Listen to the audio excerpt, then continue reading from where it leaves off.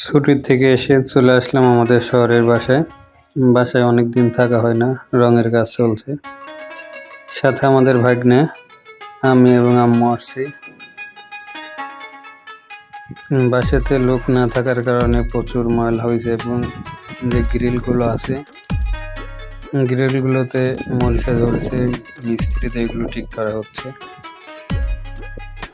আসলে বাসায় না থাকলে যা হয়, সমস্ত জিনিসপত্র এলোমেলো হয়ে আছে এবং অনেক ময়লা হয়েছে। প্রায় 6 মাস ধরে আমাদের এই বাসায় কেউ থাকি না। আম্মু গ্রামের বাসায় থাকে, এই কারণে এই সাইডের যে 2টা রুম ভাড়া দিয়ে দিচ্ছি। নতুন ভাড়াটিয়ারা আসবে দেখে যে আমাদের পুরাতন মালামাল এগুলো সব সরানো হচ্ছে, সরাই রং করে তাদের কাছে ভাড়া দিয়ে দেব। আমার ভাগনা খুব দুষ্ট, এলোমেলো ভাবে